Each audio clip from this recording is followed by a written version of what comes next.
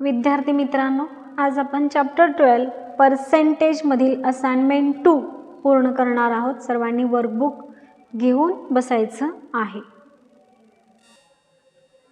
Assignment 2 पहा, solve the following examples. दिलेले examples solve करायचे आहेत। Question 1, of the 60 saplings that Vishwanath planted 40 flourished and of the 150 saplings that Raghunath planted 90 flourished. Who was more successful in conserving the saplings they had planted? अर्थ आधी समजून घेऊया। पहा,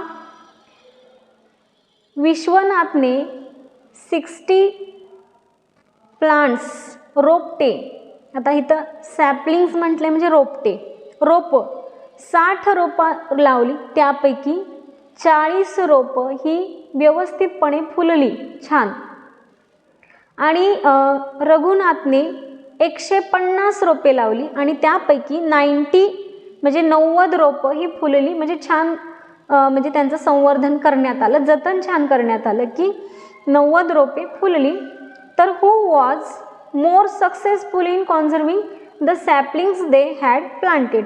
मग या रोपांचं संवर्धन करण्यामध्ये जास्तीत जास्त रोपांचं व्यवस्थितपणे संवर्धन करण्यामध्ये कोणाला यश आलंय ते आपल्याला इथे विचारलेलं आहे।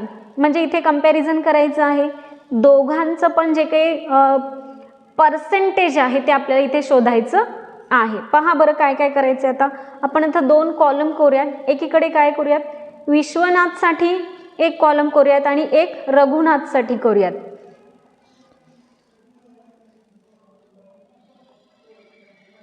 फॉर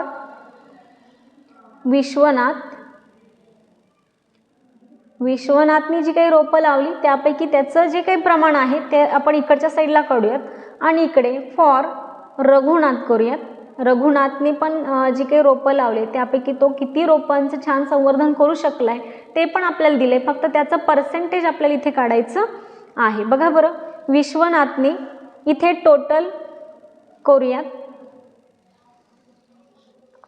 प्लांट्स करूयात, आपण रोपं करूयात आणि त्यापैकी फ्लोरिश्ड करूयात। इकडे टोटल 60 आहेत, तर त्यापैकी 40 प्लांट्स हे व्यवस्थितपणे छान फुललेले आहेत। सेम त्याच पद्धतीने रघुनाथसाठी करूयात, आपण टोटल सॅपलिंग्स किंवा प्लांट्स करूयात आणि इकडे फ्लोरिश टोटल 150 आणि 90 फ्लोरिश। आता इथे बघा, हे 60 मधून 40 आहेत, तर 100 ला किती म्हणजे पर्सेंटेज, इथे पण 100 ला किती म्हणजे पर्सेंटेज आहे। आपण हेच काय करतो, क्रॉस मल्टिप्लिकेशन करतो किंवा प्रपोर्शन लिहितो आणि मग हे 60 upon 100 is equal to 40 upon x। Cross multiplication करूयात, 60 into x 60x is equal to 40 into 100।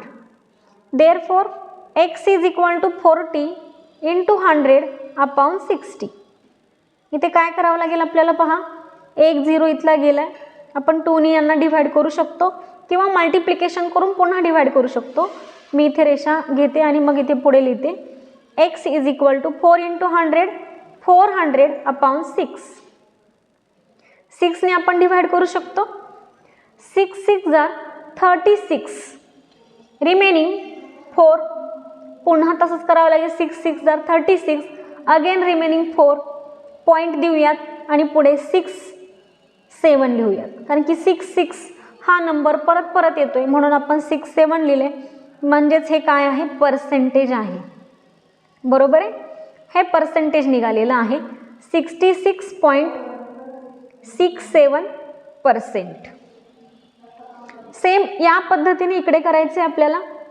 Therefore 150x आपण थोडं इकडे डायरेक्ट करूयात, 100 इंटू 90 हे काय केलेलं आहे, मी इथे क्रॉस केलेलं आहे, या दोघांचं मल्टिप्लिकेशन एका बाजूला, या दोघांचं एका बाजूला। Therefore x is equal to 100 into 90 upon 150, 0 गेला, 3 5 जार 15, 3 3 जार 9, 5 ने डिवाइड करा, 5 2 जार 10 आणि 0. Therefore x is equal to 20 into 3, x is equal to 60. म्हणजेच इथलं पर्सेंटेज किती आहे, 60% आहे. म्हणजे जास्तीत जास्त रोपांचं संवर्धन करण्यामध्ये कॉन्झर्विंग सॅपलिंग्स करण्यामध्ये कोणाला जास्तीत जास्त यश आले, तर विश्वनाथला आलेलं आहे. कारण की इथे जास्त पर्सेंटेज कोणाचं आलंय बघा, विश्वनाथने लावलेल्या रोपांचं आलंय आणि रघुनाथने लावलेल्या रोपांचं काय आलंय, कमी पर्सेंटेजमध्ये त्याची रोपं फुललेली आहेत. त्याच्यामुळे जास्त पर्सेंटेज कोणाचं आहे, विश्वनाथचं आहे. बरोबर आहे. क्वेश्चन 2 पहा. A survey of buildings was conducted in the village A and the village B. म्हणजेच बिल्डिंगचा जो काही सर्वे आहे इमारतींचा, तो सर्वे कुठे केलेला आहे, विलेज ए मध्ये आणि विलेज बी मध्ये केलेला आहे. It was found that 75 buildings out of 250 buildings of the village A were in bad condition. Bad condition म्हणजे वाईट अवस्थेत असलेल्या, दुरावस्थेत, ज्यांची की अवस्था बिघडलेली आहे किंवा इमारतींची दुर्दशा झालेली आहे अशांची. And 50 buildings out of 150 buildings of the village B were in bad condition, की ज्या दुरावस्थेत आहेत. Out of the 2 village in which village were greater proportion of the buildings in bad condition. तर बॅड कंडिशनमध्ये असलेल्या इमारतींचं प्रपोर्शन किंवा प्रमाण हे कोणत्या विलेजमध्ये जास्त आहे असं विचारलेलं आहे. मग आपण इथे काय करू शकतो सांगा बरं. 2 कॉलम जसं वरच्या पद्धतीने तसंच इथे खाली पण आपल्याला करावं लागेल. एकीकडे काय करावं लागेल, विलेज ए मध्ये किती प्रमाण आहे ते आपल्याला काढावं लागेल आणि विलेज बी मध्ये पण. मग आपण इकडे करूयात विलेज ए आणि इकडे करूयात village B. Okay. Village A मध्ये बघा किती बिल्डिंग्स आहेत, टोटली 250 बिल्डिंग्स आहेत. टोटल बिल्डिंग्स आणि buildings were in bad condition. बरोबर आहे. इकडे काय लिहूयात आपण,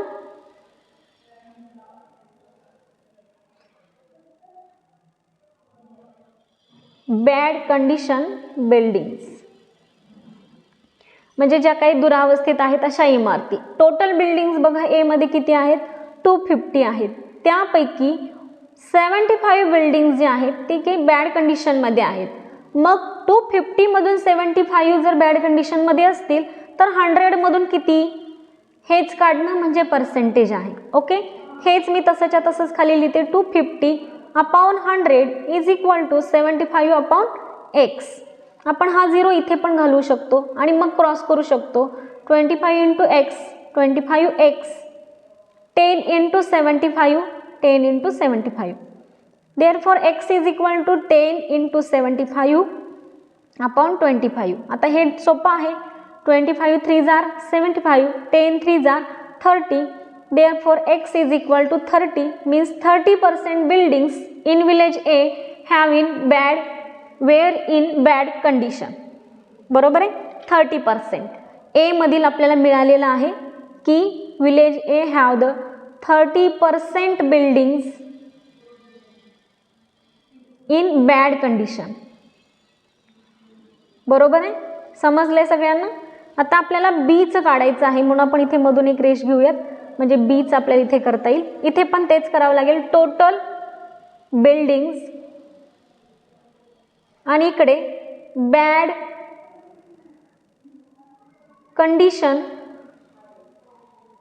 बिल्डिंग्स. हे समजलेलं आहे सगळ्यांना. आपण हे दोनच कॉलम का केलेत ते, एक टोटल बिल्डिंग्स आहेत त्यापैकी बॅड कंडिशन मध्ये आढळलेल्या काही बिल्डिंग्स आहेत त्यांचे नंबर्स आपल्याला इथे दिलेले आहेत आणि आपल्याला इथून 100 मधले किती हे काढायचे म्हणून दोन कॉलम आपण इथे केलेले आहेत. पहा बघा, 50 buildings out of 150 means total 150, त्यामधील 50 buildings have were in bad condition village B. Then out of 100 x. Therefore हे आपण करूयात 150 upon 100 is equal to 50 upon x. एक 0 इथेच जाईल. Therefore 15 into x, 15x is equal to 50 into 10. X is equal to 50 into 10 upon 15.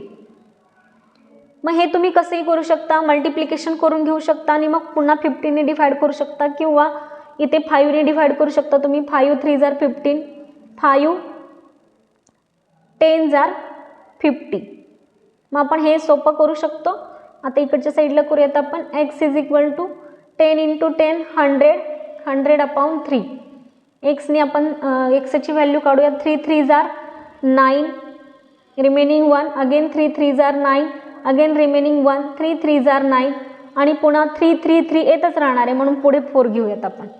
म्हणजेच इथे percentage किती आलेला आहे, 33.34% buildings in bad condition. Buildings in bad condition. मग प्रपोर्शन कुठे जास्त आहे, प्रमाण कुठे जास्त आहे, ए मध्ये आहे का बी मध्ये आहे, तर बी मध्ये आहे की जास्तीत जास्त इमारती खराब असण्याचं प्रमाण कुठे आहे, तर विलेज बी मध्ये आहे. हे आपल्याला इथे लक्षात आलेलं आहे. समजते सगळ्यांना, कारण इथल्यापेक्षा इथलं पर्सेंटेज जास्त आहे म्हणजे यावरून आपण ठरवले की इथे प्रपोर्शन जे आहे, प्रमाण जे आहे ते जास्त आहे. क्वेश्चन 3 पहा की जो आपण टेक्स्टबुकमध्ये सॉल्व केलेला आहेच, तरी पण आपण परत एकदा सॉल्व करूयात. In the elections 1080 of the 1200 women in Jambhulgaon village cast their votes while 1360 of the 1700 in Vadgaon cast their vote. In which village did a greater proportion of women cast their votes? Election आहे. इलेक्शनमध्ये बघा 2 गावांची नाव आपल्याला दिलेत, जांभुळगाव and Vadgaon. जांभुळगावमधील total women's आहेत 1200, त्यातील 1080 वुमन्सनी त्यांचं vote दिलेलं आहे, केलेलं आहे मतदान. आणि वडगावमध्ये 1700 टोटल वुमन्स आहेत, त्यापैकी 1360 वुमन्सनी त्यांचं वोट कास्ट केलेलं आहे. तर प्रमाण कुठे जास्त आहे, वडगावमध्ये आहे मतदानाचं महिलांचं प्रमाण का जांभुळगावमध्ये आहे, ते आपल्याला इथे काढायचं आहे. जेव्हा कंपॅरिझन असेल तेव्हा 2च कॉलम करा आणि 2 कॉलममध्ये आपल्याला ते काढावं लागतं. बघा आपण इकडे करूयात. इन जांभुळगाव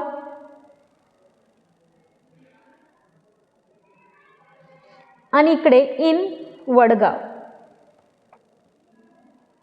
बघा जांभुळगावमध्ये टोटल वुमन्स लिहावं लागेल आपल्याला इकडे. Total womens how many, 1200 total woman लिहूयात. आणि इकडे लिहूयात आपण वुमन कास्ट देअर वोट. मतदान केलेल्या महिला किती आहेत बघा, 1080.